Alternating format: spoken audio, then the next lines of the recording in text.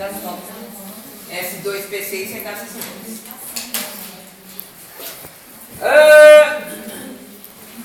Existe também uma outra classificação dentro da tabela periódica, aonde tudo que tem o orbital S e o P, que é essas duas partes da tabela, certo? Eles são chamados elementos representativos. Tá? O orbital D, que está aqui no centro, ele é chamado de elementos de transição. Tá? E o F, que é esses daqui que estão aqui embaixo, chamam-se transição interna. Gente, isso não tem saída. Tem que decorar. Tá? Não tem saída. Tem coisas que não tem saída.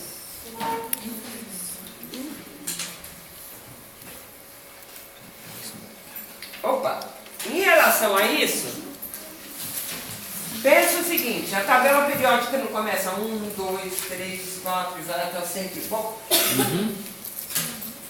Significa que no 1 eu tenho um elétron, no 2 eu tenho 2 elétrons, no 3 eu tenho 3 elétrons. O que vai acontecendo com esse meu átomo? Vai Ele crescendo. está crescendo em raio. É. Tá? Conforme ele vai crescendo o tamanho dele. Porque ele vai ter mais camada. Né? Então, o raio, ele sempre cresce de cima para baixo e da direita para a esquerda. Porque ele vai aqui, volta lá e continua crescendo. Tudo bem? O crescente dele é pelo número atômico. Conforme ele vai crescendo, quanto mais eu aumento o número atômico, maior será o meu raio. Porque ele vai ter uma camada, 2 camadas, 3 camadas, até chegar a 7. Tá? Isso é a tal história. São propriedades que você não deve decorar. Aí eu já falo para você que aí não é decorar. É relação de entendimento. Se eu sei que ele vai aumentando o número de elétrons, ele vai precisar de mais camadas. Se ele vai precisar de mais camadas, consequentemente, ele vai aumentar. Expandindo.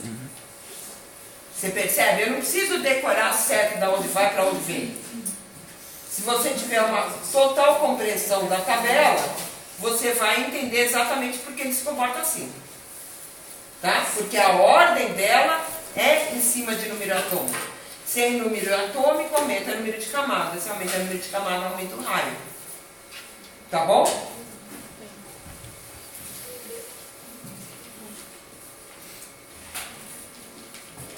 Essa é o seguinte. Quanto maior o meu átomo,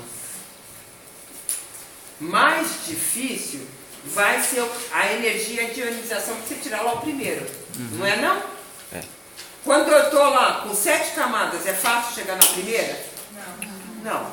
Então ele é exatamente o inverso do raio.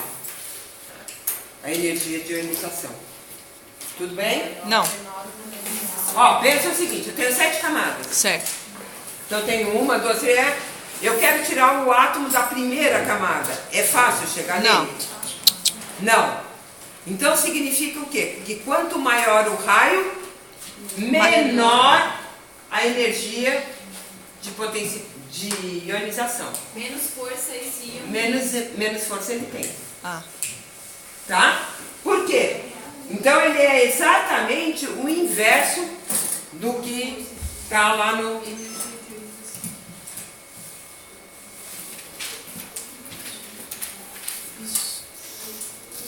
Eletronegatividade. Basicamente aqui é porque você tem que entender o que é eletronegatividade. Quando eu tenho um grande número de energia de ionização, tá? Ele vai ter uma baixa energia, né? Para você tirar o primeiro. E ele vai exibir uma eletronegatividade grande, ou seja, vamos ver uma forma de eu ser mais clara. O hidrogênio, ele está lá na camada 1 e ele tem um elétron. Ele perder esse um elétron é fácil? Ele só tem um. Ele só tem uma camada. É fácil, se é uma camada. Ele é fácil. Se ele tiver 7 camadas... Aí é difícil. É mais difícil. Então ele sobe. Aí a eletronegatividade é de baixo para cima, sendo que aqui vai ser o número atômico maior, não é assim? É. Então para cá, quanto menor ele vai ser melhor. E quando eu falo para cá assim, ó, quando eu chego aqui, essa coluninha que está pintada é o gases nobres, que é o único que não perde elétron, certo? Porque o gases nobres é aquele, eu estou bem sozinho, não quero ninguém. Tá? Nojento. Mas, por exemplo, quem está na coluna 7, ele tem 7 elétrons para perder lá na última camada. Será que é fácil ele perder um elétron lá? Não. É muito difícil. Ele perde um elétron da camada externa. Ele perde um elétron da camada externa. Ele tem 7. Ah, sim. E se ele tem 6? Ele vai perder? Vai ou não? Teoricamente, Vai. sim. Mas quem perde mais fácil, de 6 ou de 7? O de 7. 17. Então ela cresce a eletronegatividade e desce para cá. Quanto mais elétron tiver na última camada, mais fácil eu perder um deles.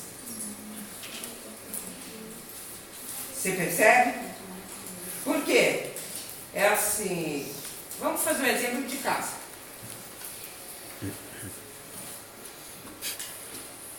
Eu tenho uma pessoa a mais para almoçar em casa.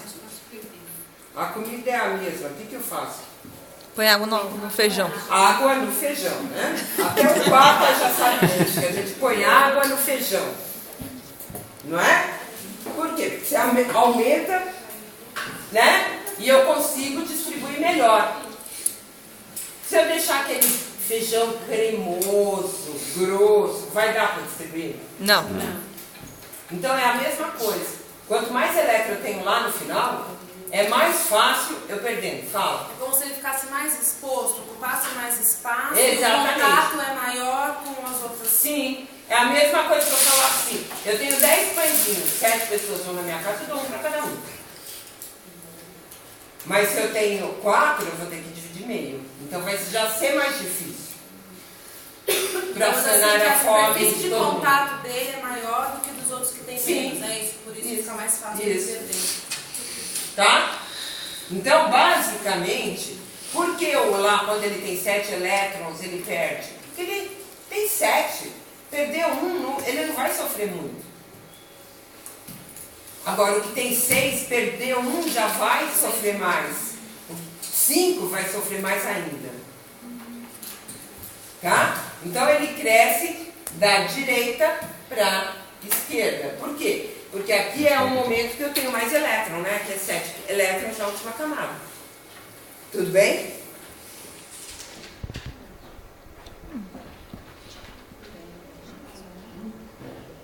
Bom, então agora vamos lá falar um pouco das minhas famílias. O alcalino. O alcalino é o lítio, sódio, potássio, cubídio, césio e frâncio. Precisa decorar? Não. Ah, que bom! Sabe por que você não precisa decorar? Porque se você sabe fazer aquele diagrama de Linus Paulo que a gente fez na última aula, Tem que decorar. Tá filmado, tá filmado. tá? Na realidade, esse diagrama de Linus Paulo, ele te proporciona saber quantos elétrons tem na última camada, não proporciona? É verdade. Com isso, em toda a prova eu vou dar para vocês número atômico. Quem quiser decorar a coluna, eu não vou fazer a menor questão de decoro. Para mim, é a forma que vocês acharem melhor.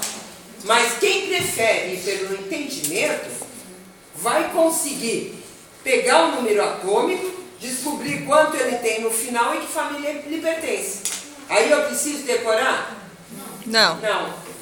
Por quê? Porque isso aqui é muito comum em cursinho, né? Os caras falam assim...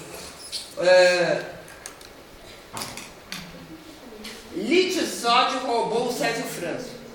Né? Os caras montam a frase para ficar descobrindo quais são os elementos de cada coluna. O 7 põe, né? Que é a coluna 6.